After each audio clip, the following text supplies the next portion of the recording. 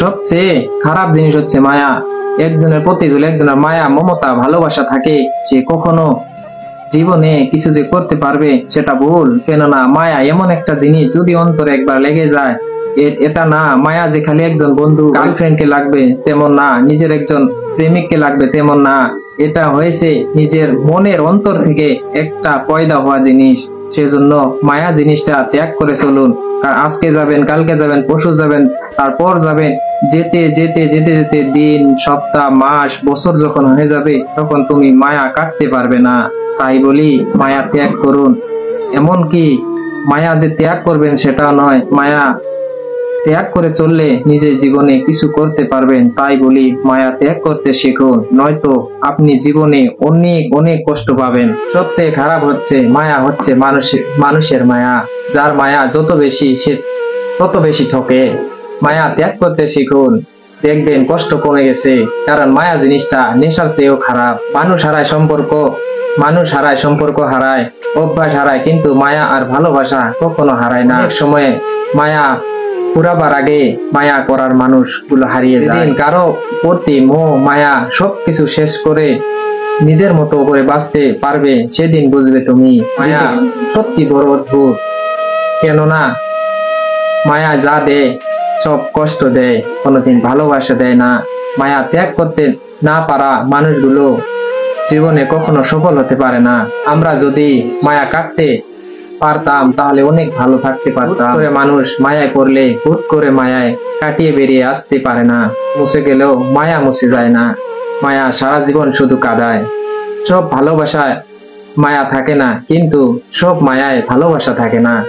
কিছু কিছু মানুষ আছে যারা মায়া বাড়িয়ে জীবন থেকে হারিয়ে যায়। নেশা শুধু নিকোটিনের মধ্যে থাকে না, কারো মায়া ভরা হাসির মধ্যেও থাকে। মানুষের পিছনে যা হাঁটে তার নাম ছায়া, আর মানুষ যার পিছনে হাঁটে তার নাম মায়া। তো মানুষই প্রিয় হয়, কিন্তু কিছু মানুষের প্রতি আজীবন মায়া থেকে যায়। ভালোবেসে যেতে মায়া লাগে, আর ছেড়ে চলে যেতে লাগে অজুহাত।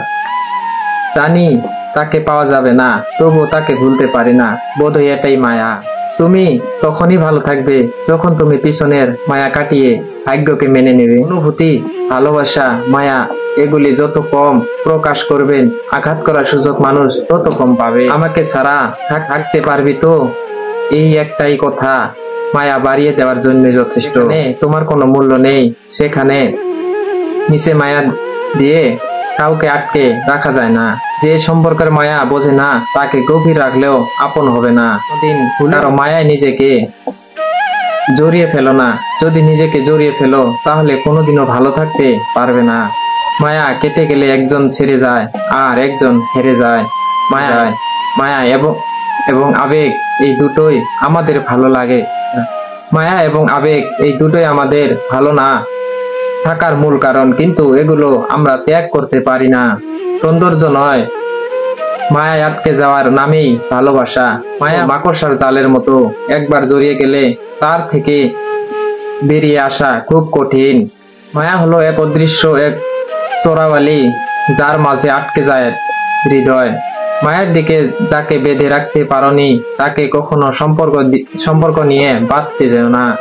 জানি সে আমার নয়, তবুও তার প্রতি কেমন মায়া হয়। মায়া, মমতা, ভালোবাসা বিবেকহীন মানুষের জন্য নয়।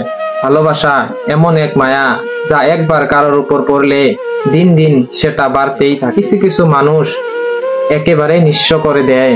পৃথিবীর সবচেয়ে ভয়ঙ্কর রোগের নাম হচ্ছে মায়া। এটা মানুষের মৃত্যুর আগেও লাশ বানিয়ে দেয়।